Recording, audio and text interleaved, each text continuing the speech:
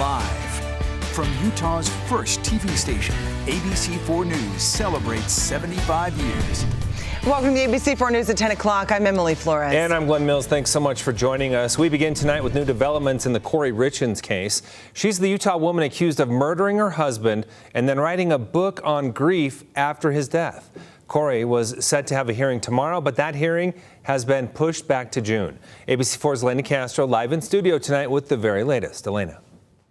We learned of amendments on Kouri's charges today. She's been charged with aggravated murder and 3 counts of possession of a controlled substance with intent to distribute. We spoke with criminal defense attorney Clayton Sims to help us digest these new developments. So the case was continued because of certain amendments in the charging documents.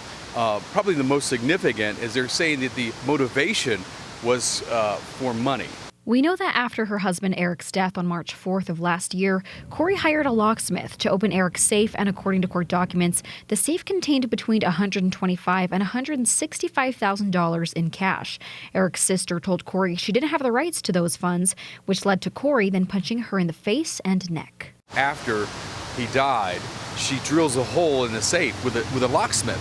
So she contacts the locksmith, has that locksmith drill a hole in the safe. Rather than prepare for a funeral, grieving, doing those type of things, she empties out the safe. Eric also opened a living trust and placed the trust as his life insurance beneficiary instead of Kouri. We also learned that Kouri had purchased at least 4 life insurance policies on Eric with death benefits of over $1 million. Eric visited a divorce attorney before he died. And oftentimes a wife will pull money out of an account, pull those kind of things. So is it a pending divorce or is it a motive for murder? That's what a jury's gonna have to decide. The hearing that was set for tomorrow was moved to June 12th with only 24 hours notice. We will keep you updated on this story here on air and online at abc4.com. Back to you. Thanks, Elena. Well, LGBTQ advocates rallying at the Capitol today. The event put on by Utah FAM. Hundreds of people supporting the LGBTQ teachers, students, and families in Utah public schools. The Utah Constitution saying the state should have an education system open to all. Advocates asking for more inclusive curriculum. The community today also supported through song, poetry, and spoken word. One of our favorite parts of building rallies like this is that we get to see students be themselves in a space where they can feel like they can. We also love that our students are willing to show up and speak. Okay, there were multiple student speakers tonight who were excited to share their stories in a safe space. If you'd like to learn more on what FAM does, you can visit the website you see there on your screen. Governor Spencer Cox focusing much of his monthly press conference on flooding, touching on yesterday's special session where Utah's emergency flood declaration was extended until August. This allowing millions of dollars from the state's general fund and the transportation and public safety disaster budget to be used for flood mitigation. In addition to flooding, there's also concern over landslides and mudslides. The governor confirming there are 100 landslide-prone areas being monitored across the state. We know how much water is left in the mountains. Again, most of the runoff in southern Utah is past its peak. So it's really central Utah, northern Utah that are at risk right now.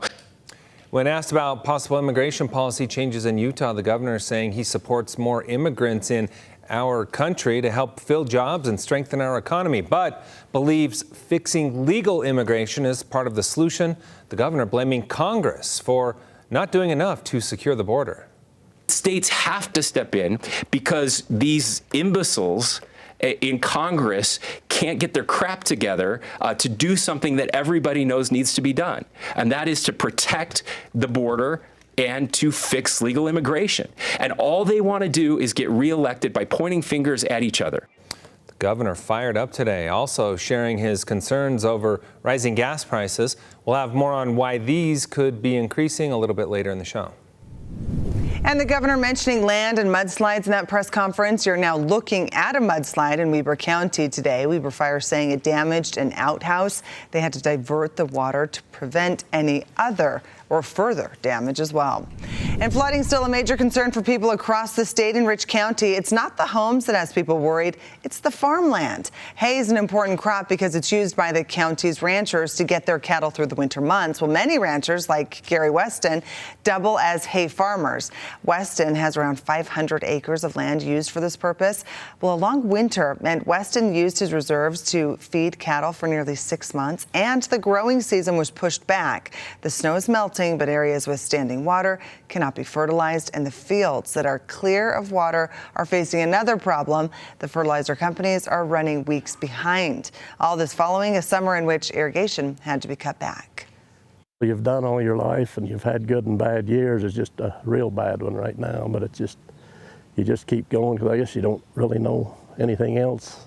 Oh, the grit, right? Well, Weston says it is likely due to the late start that hay production will be down. The Utah Department of Agriculture and Food says this year the affected ranches will likely need to buy an additional $18,000 to $25,000 worth of feed to make up for it.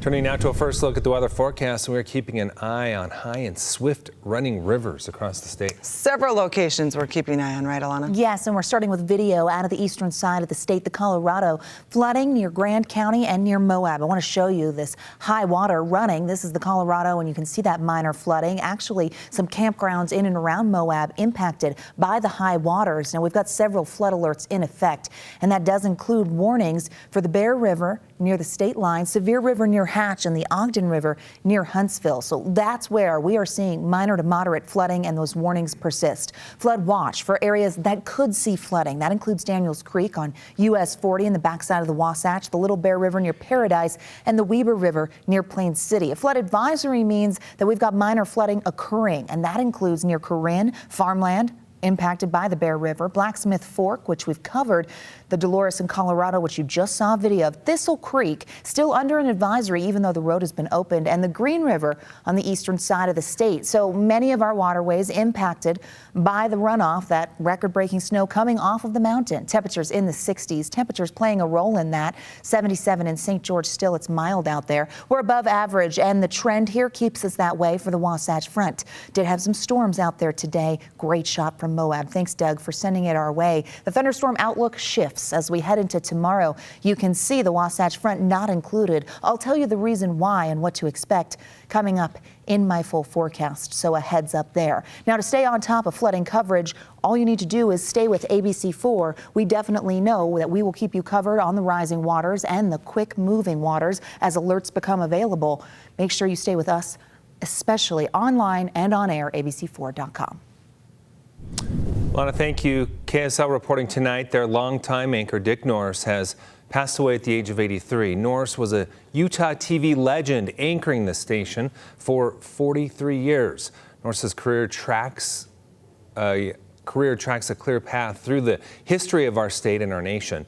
He was the only Utah television reporter to visit Vietnam during the war, and he had the honor of following the Olympic torch from Greece to Salt Lake City in 2002.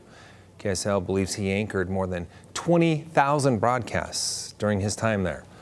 Our thoughts, our prayers, and our love are with our colleagues at KSL tonight. And new at 10, gas prices in Utah rising nearly 20 cents, a significant leap in just a short amount of time. While the exact reason's not certain, there are a few factors officials are saying could be contributing to this. One of those being a switch to a more expensive summer blend of gas, which adds about 15 to 20 cents per gallon. Julian Paredes says spokesperson with AAA explaining more. Arizona has seen some of the most expensive gas in the country for the last few weeks because of refinery maintenance that's happening nearby. So it's possible that some gas from Utah is being channeled down south to help out those states, but that would make gas more expensive in Utah in the process. He continued to say it also has to do with national demand, which has been relatively low right now. And if it stays that way, prices shouldn't go up, but it will all depend on Memorial Day weekend. Coming up, President Biden touching down in Japan to meet with a crucial U.S. ally. More on what was discussed today with the Prime Minister. And Montana becoming the first state in the U.S. to enact a complete ban on TikTok. More on the measures their governor signed today.